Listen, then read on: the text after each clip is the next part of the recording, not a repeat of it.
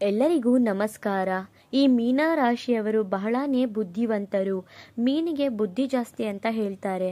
ಅದೇ ರೀತಿ ಈ ಮೀನ ರಾಶಿಯವರಿಗೂ ಕೂಡ ಬಹಳಾನೇ ಬುದ್ಧಿ ಅನ್ನೋದು ಇರುತ್ತೆ. ಜೊತೆಗೆ ಈ ರಾಶಿಯವರು ಬೇಗ ಮೋಸ ಹೋಗ್ಬಿಡ್ತಾರೆ.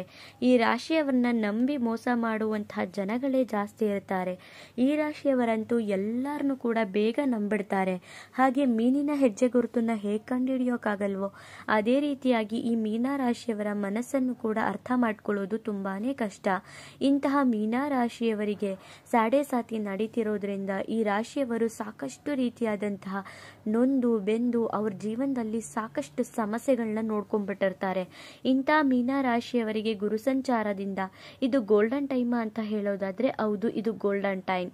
ಇದು ಮೀನ ರಾಶಿಯವರಿಗೆ ಗುರು ಸಂಚಾರದಿಂದ ಸಾಕಷ್ಟು ರೀತಿಯಾದಂತಹ ಬದಲಾವಣೆಗಳಾಗತ್ತೆ. ಹಾಗಾದ್ರೆ ಆ ಬದಲಾವಣೆಗಳೇನು?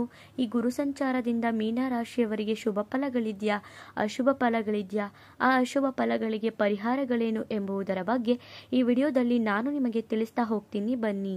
ಅದಕ್ಕೂ ಮುನ್ನ ನೀವೇನಾದರೂ ಮೀನ ರಾಶಿಯವರಾಗಿದ್ದರೆ, ದೇವರು ಮತ್ತು ಜ್ಯೋತಿಷ್ಯ ಶಾಸ್ತ್ರವನ್ನು ನಂಬುವುದಾದರೆ ಈ ವಿಡಿಯೋಗೆ ಈಗಲೇ ಒಂದು ಲೈಕ್ ಕೊಡಿ ಮತ್ತು ತಪ್ಪದೇ ನಮ್ಮ ATV ಕರ್ನಾಟಕ ಯೂಟ್ಯೂಬ್ ಚಾನಲ್ ಅನ್ನು ಸಬ್ಸ್ಕ್ರೈಬ್ ಮಾಡ್ಕೊಳ್ಳಿ.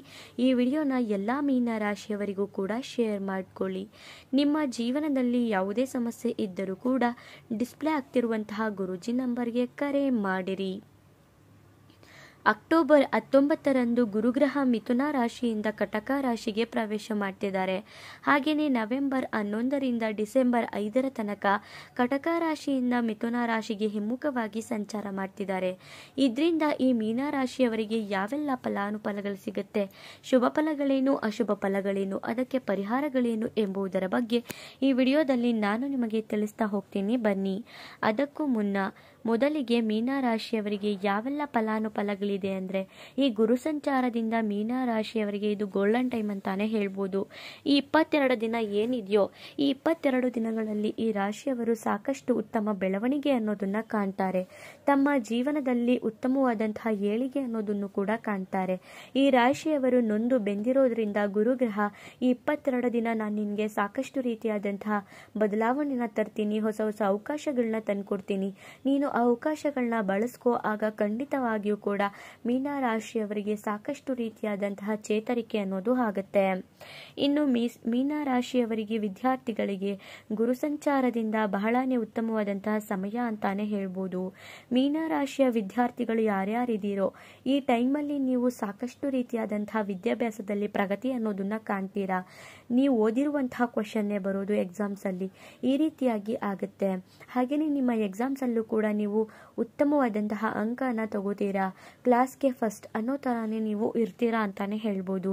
ಇನ್ನು ವಿದ್ಯಾರ್ಥಿಗಳಿಗೆ ಇದು ಕಾಂಪಿಟೇಟಿವ್ ಎಕ್ಸಾಮ್ಸ್ ಅಲ್ಲಿ ಸಕ್ಸಸ್ ಸಿಗುವಂತಹ ಕಾಲ ಆಗಿರೋದ್ರಿಂದ ನೀವೇನಾದರೂ ಕಾಂಪಿಟೇಟಿವ್ ಎಕ್ಸಾಮ್ಸ್ನ ಬರಿಬೇಕು ಅಂತ ಅನ್ಕೊಂಡಿದ್ರೆ ಟ್ರೈ ಮಾಡಿ, ಖಂಡಿತವಾಗಿಯೂ ಕೂಡ ಯಶಸ್ಸು ಅನ್ನೋದು ನಿಮ್ಮದಾಗುತ್ತೆ. ಇನ್ನು ಫಲಿತಾಂಶಕ್ಕೆ ಯಾರ್ಯಾರು ನಿರೀಕ್ಷೆ ಮಾಡ್ತಿದ್ರು ಅಂಥವರಿಗೆ ಸಾಕಷ್ಟು ರೀತಿಯಾದಂತಹ ಬೆಳವಣಿಗೆ ಅನ್ನೋದು ಆಗುತ್ತೆ. ಇವಾಗ ನೀವು ಯಾವುದೋ ಒಂದು ಎಕ್ಸಾಮ್ಸ್ನ ಬರೆದಿರ್ತೀರಾ, ಅದರಲ್ಲಿ ನಾನು ಪಾಸ್ ಆಗಬೇಕು ಅಂತ ಅನ್ಕೊಂಡಿರ್ತೀರಾ, ಏನಾದರೂ ಒಂದು ಆಗಬೇಕು ಅಂತ ಅನ್ಕೊಂಡಿರ್ತೀರಾ, ಆಗ ಖಂಡಿತವಾಗಿಯೂ ಕೂಡ ಹಾಗೇ ಆಗುತ್ತೆ. ಉತ್ತಮವಾದಂತಹ ಫಲಿತಾಂಶ ಕೂಡ ನಿಮ್ಮದಾಗುತ್ತೆ. ಇನ್ನು ಪ್ರೀತಿ ಪ್ರೇಮದ ವಿಚಾರವನ್ನ ನಿಮ್ಮ ಮನೇಲಿ ಹೇಳ್ಕೊಂಡ್ರೆ ಇದರಿಂದ ನಿಮಗೆ ಮದುವೆ ಯೋಗ ಕೂಡಿ ಬರುತ್ತೆ. ಪ್ರೀತಿ ಪ್ರೇಮ ಯಾರ್ಯಾರು ಮಾಡ್ತಿದ್ದೀರೋ ಅವರು ಅವ್ರ ಮನೆಯಲ್ಲಿ ನಿಮ್ಮ ಪ್ರೀತಿ ಪ್ರೇಮದ ಬಗ್ಗೆ ಮಾತಾಡಿ, ಆಗ ಖಂಡಿತವಾಗಿಯೂ ಕೂಡ ಅವರು ಒಪ್ಕೋತಾರೆ. ಅಂತಹ ಸಮಯ ಇದಾಗಿದೆ. ಈ 22 ದಿನದಲ್ಲಿ ನೀವೇನಾದರೂ ಕರೆಕ್ಟಾಗಿ ನಿಮ್ಮ ತಂದೆ ತಾಯಿಗೆ ಅರ್ಥ ಮಾಡಿಸಿದ್ರೆ ಅವರು ನಿಮ್ಮ ಮದುವೆಗೆ ಒಪ್ಪಿಗೆಯನ್ನು ಕೊಡ್ತಿದ್ದಾರೆ ಅಂತಾನೆ ಹೇಳ್ಬೋದು. ಯಾರ್ಯಾರು ಕಂಕಣ ಭಾಗ್ಯ ಇಲ್ಲದೇನೆ ಮದುವೆ ಆಗದೇನೆ ಒದ್ದಾಡ್ತಿದ್ದೀರೋ ಈ ಮೀನ ರಾಶಿಯವರಿಗೆ ಇದು ಕಂಕಣ ಭಾಗ್ಯ ಇರುವಂತಹ ಟೈಮ್ ಅಂತಾನೆ ಹೇಳ್ಬೋದು. ಯಾರ್ಯಾರು ಒಳ್ಳೆ ವಧು ಒಳ್ಳೆ ವರ ಬೇಕು ಅಂತ ಅನ್ಕೊಂಡಿರ್ತೀರೋ, ಅಥವಾ ನಾನು ಮದುವೆನೇ ಆಗದೇನೆ ತುಂಬಾ ಒದ್ದಾಡ್ತಿದ್ದೀನಪ್ಪ ಅಂತ ಅನ್ಕೊಂಡಿದ್ರೆ ನೀವು ಇನ್ನಷ್ಟು ಪ್ರಯತ್ನ ಮಾಡಿ, ಆಗ ಖಂಡಿತವಾಗಿಯೂ ಮದುವೆ ಆಗುವಂತಹ ಭಾಗ್ಯ ನಿಮ್ಮದಾಗುತ್ತೆ. ಇನ್ನು ಪ್ರೀತಿ ಪ್ರೇಮ ಬಾಂಧವ್ಯ ಅನ್ನೋದು ಹೆಚ್ಚಾಗುತ್ತೆ. ಯಾರ್ಯಾರು ಪ್ರೀತಿ ಮಾಡ್ತಿದ್ದೀರೋ ಅಥವಾ ಸಂಬಂಧದ ಬಾಂಧವ್ಯನೇ ಇರಬಹುದು ಅಂಥವರ ಬಾಂಧವ್ಯ ಅನ್ನೋದು ವಿಪರೀತವಾಗಿ ಹೆಚ್ಚಾಗುತ್ತೆ. ನಿಮ್ಮ ಸಂಬಂಧಿಕರ ನಡುವೆ ಇದ್ದಂತಹ ಬಾಂಧವ್ಯ ಹೆಚ್ಚಾಗೋದ್ರಿಂದ ಕುಟುಂಬದಲ್ಲಿ ನೆಮ್ಮದಿ ಸಂತೋಷ ಅನ್ನೋದು ನೆಲೆಸುತ್ತೆ. ಇನ್ನು ದಂಪತಿಗಳ ನಡುವೆ ಸಾಮರಸ್ಯ ಹೆಚ್ಚಾಗುತ್ತೆ. ಈ ಮೀನರಾಶಿಯವರಿಗೆ ಸಾಡೆ ನಡೀತಿರೋದ್ರಿಂದ ಗಂಡ ಹೆಂಡತಿ ನಡುವೆ ಸಾಕಷ್ಟು ಸಮಸ್ಯೆ ಅನ್ನೋದು ಇದ್ದೇ ಇರ್ತಿತ್ತು. ಯಾವಾಗಲೂ ಕೂಡ ಸಣ್ಣ ಪುಟ್ಟ ವಿಷಯಕ್ಕೆ ಬಹಳಾನೇ ಕಿರಿಕಿರಿ ಆಗ್ತಿತ್ತು, ಜಗಳಗಳಾಗ್ತಿತ್ತು. ಆದರೆ ಗುರುಬಲ ನಿಮಗೆ ಇರೋದ್ರಿಂದ, ಗುರುವಿನ ಒಳ್ಳೆ ರೀತಿಯಾದಂತಹ ದೃಷ್ಟಿ ನಿಮ್ಮ ಮೇಲೆ ನೇರವಾಗಿ ಬಿದ್ದಿರೋದ್ರಿಂದ ದಂಪತಿಗಳ ನಡುವೆ ಸಾಮರಸ್ಯ ಹೆಚ್ಚಾಗುತ್ತೆ, ಪ್ರೀತಿ ಹೆಚ್ಚಾಗುತ್ತೆ, ಹೊಂದಾಣಿಕೆ ಅನ್ನೋದು ಕೂಡ ಹೆಚ್ಚಾಗುತ್ತೆ. ಇನ್ನು ಸಂತಾನ ಭಾಗ್ಯಕ್ಕಾಗಿ ಯಾರ್ಯಾರು ನಿರೀಕ್ಷೆ ಮಾಡ್ತಿದ್ದೀರೋ ಅಂಥವ್ರಿಗೆ ಇದು ಒಳ್ಳೆ ಟೈಮ್ ಅಂತಾನೆ ಹೇಳ್ಬೋದು. ನೀವೇನಾದರೂ ಮಕ್ಕಳು ಬೇಕು ಅಂತ ಪ್ಲಾನ್ ಮಾಡ್ತಿದ್ರೆ ಈ 22 ದಿನಗಳಲ್ಲಿ ನೀವು ಟ್ರೈ ಮಾಡಿದ್ರೆ ಖಂಡಿತವಾಗಿಯೂ ಕೂಡ ಸಂತಾನ ಭಾಗ್ಯ ನಿಮ್ಮದಾಗುತ್ತೆ. ಉತ್ತಮ ಸಂತಾನಕ್ಕೆ ನೀವು ಇದು ಪರ್ಫೆಕ್ಟ್ ಟೈಮ್ ಅಂತಾನೆ ಹೇಳ್ಬೋದು. ಇನ್ನು ಆರೋಗ್ಯದಲ್ಲಿ ತುಂಬಾನೇ ಉತ್ತಮವಾದಂತಹ ಚೇತರಿಕೆ ಅನ್ನೋದು ಇದೆ. ಈ ರಾಶಿಯವರು ಸಾಕಷ್ಟು ಆರೋಗ್ಯದಲ್ಲೂ ಕೂಡ ನೆಂದು ಬೆಂದೋಗಿದ್ರಿ. ಆದರೆ ಈ ಟೈಮಲ್ಲಿ ನಿಮಗೆ ಆರೋಗ್ಯದಲ್ಲಿ ಸುಧಾರಣೆ ಅನ್ನೋದನ್ನ ಕಾಣ್ತೀರಾ. ಆರೋಗ್ಯವೇ ಭಾಗ್ಯ ಅಂತ ಹೇಳ್ತಾರೆ ದೊಡ್ಡವರು. ನಮ್ಮ ಆರೋಗ್ಯ ಒಂದು ಚೆನ್ನಾಗಿದ್ರೆ ನಾವು ಏನನ್ನ ಬೇಕಾದರೂ ಕೂಡ ಮಾಡಬಹುದಂತೆ.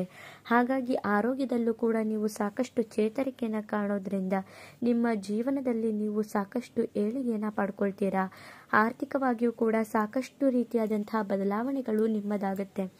ಆರ್ಥಿಕವಾಗಿಯೂ ಕೂಡ ಸದೃಢವಾಗಿರ್ತೀರಾ. ಹಣಕಾಸಿಗೆ ಯಾವುದೇ ರೀತಿಯಾದಂತಹ ಕೊರತೆಗಳು ಬರೋದೇ ಇಲ್ಲ. ಹಣಕಾಸು ನಿಮ್ಗೇನಾದರೂ ಬೇಕು ಅಂದರೆ ಆ ಟೈಮ್ಗೆ ಕರೆಕ್ಟಾಗಿ ನಿಮಗೆ ಹಣ ಬಂದು ಸೇರುತ್ತೆ. ಜೊತೆಗೆ ಈ ಮೀನರಾಶಿಯವರಿಗೆ ಗುರುವಿನಿಂದ ತುಂಬ ಅಂದರೆ ತುಂಬಾ ಯೋಗ ಭೋಗಗಳು ಅನ್ನೋದು ಈ ಟೈಮಲ್ಲಿ ಸಿಕ್ಕೇ ಸಿಗುತ್ತೆ. ಹಾಗಾಗಿ ಈ ಮೀನರಾಶಿಯವರು ತುಂಬಾ ಅದೃಷ್ಟವಂತರು. 22 ದಿನ ಏನಿದೆಯೋ 22 ದಿನ ನಿಮ್ಮ ಜೀವನದಲ್ಲಿ, ನಿಮ್ಮ ವ್ಯಾಪಾರದಲ್ಲಿ, ನಿಮ್ಮ ವೃತ್ತಿಯಲ್ಲೂ ಕೂಡ ನೀವು ಏಳಿಗೆಯನ್ನು ಕಾಣ್ತೀರಾ.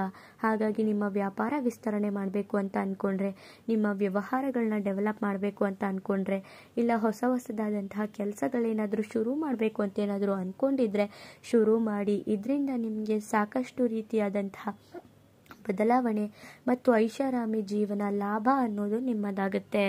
ಇನ್ನು ಈ ರಾಶಿಯವರಿಗೆ ಸಾಕಷ್ಟು ರೀತಿಯಾದಂತಹ ಬದಲಾವಣೆಗಳಾಗ್ತಿರೋದ್ರಿಂದ ನಿಮ್ಮ ಜೀವನದಲ್ಲಿ ನೀವು ಎಷ್ಟು ಇತಿಮಿತಿಯಿಂದ ಖರ್ಚು ಮಾಡ್ತೀರೋ ಅಷ್ಟು ಒಳಿತಾಗುತ್ತೆ. ಈ ರಾಶಿಯವರಿಗೆ ನನ್ನ ಜೀವನದಲ್ಲಿ ಎಲ್ಲ ಶುಭ ಫಲಗಳನ್ನೇ ಸಿಗ್ತದೆ ಅಂತ ಏನಾದರೂ ಖುಷಿಯಾಗಿ ಬರೋ ಹಣನೆಲ್ಲ ಖರ್ಚು ಮಾಡಿಕೊಂಡು ಜೀವನ ಮಾಡಿದ್ರೆ ಆಗ ಫ್ಯೂಚರ್ಗೆ ನಿಮಗೆ ತುಂಬಾ ಸಫರ್ ಪಡಬೇಕಾಗುತ್ತೆ. ನೀವು ಉಳಿತಾಯ ಮಾಡುವ ಕಡೆಗೆ ಗಮನ ವಹಿಸಬೇಕಾಗತ್ತೆ. ನೀವು ಎಷ್ಟು ಇವತ್ತು ಉಳಿತಾಯ ಮಾಡ್ತೀರೋ ಮುಂದಿನ ಭವಿಷ್ಯ ಅಷ್ಟೇ ನಿಮಗೆ ಸದೃಢವಾಗಿರುತ್ತೆ. ಇನ್ನು ನೋಡಿದ್ರಲ್ಲ ಈ ಮೀನರಾಶಿಯವರಿಗೆ ಗುರು ಸಂಚಾರದಿಂದ ಯಾವೆಲ್ಲ ಫಲಾನುಫಲಗಳು ಸಿಕ್ತು ಅಂತ. ಹಾಗೆಯೇ ನಿಮ್ಮ ಫಲಗಳನ್ನ ಇನ್ನೂ ಜಾಸ್ತಿ ಮಾಡ್ಕೊಬೇಕು ಅಂದರೆ ಏನೇನು ಮಾಡಬೇಕು ಅಂದರೆ, ನೀವು ಗುರುವಿನ ದೇವಾಲಯಕ್ಕೆ ಹೋಗಿ ಪ್ರತಿ ಗುರುವಾರ ಗುರುವಿನ ಆರಾಧನೆ ಮಾಡ್ಕೊಳ್ಳಿ. ಕಡಲೆಕಾಳನ್ನು ಸೇವಿಸಬೇಕಾಗತ್ತೆ. ಕಡಲೆಕಾಳಿನ ಪ್ರಸಾದ ಮಾಡಿಕೊಂಡು ನೀವು ಕಡಲೆಕಾಳನ್ನು ಸೇವಿಸಿ. ಇನ್ನು ಗುರುವಿನ ಧ್ಯಾನ ಮಾಡ್ಕೊಳ್ಳಿ. ಇಷ್ಟು ಕೆಲಸನ ಮಾಡಿದ್ರಿ ಅಂದರೆ ನಿಮಗಿರುವಂತಹ ಫಲಗಳು ಇನ್ನೂ ಜಾಸ್ತಿ ಆಗುತ್ತೆ. ನೋಡಿದ್ರಲ್ಲ ಈ ಮೀನರಾಶಿಯವರಿಗೆ ಯಾವೆಲ್ಲ ಫಲಾನುಫಲಗಳಿತ್ತು ಅಂತ. ನಿಮ್ಮದು ಕೂಡ ಮೀನರಾಶಿನ ಹಾಗಿದ್ರೆ ತಪ್ಪದೇ ಈಗಲೇ ನಿಮ್ಮ ಇಷ್ಟ ದೇವರ ಗುರುವಿನ ಹೆಸರನ್ನು ಕಮೆಂಟ್ ಮಾಡಿ. ಮುಂದಿನ ಹೊಸ ವಿಡಿಯೋದಲ್ಲಿ ಸಿಗ್ತೀನಿ. ಅಲ್ಲಿವರೆಗೂ ನೋಡ್ತಾ ಇರಿ ನಮ್ಮ ಚಾನಲ್. ಧನ್ಯವಾದಗಳು.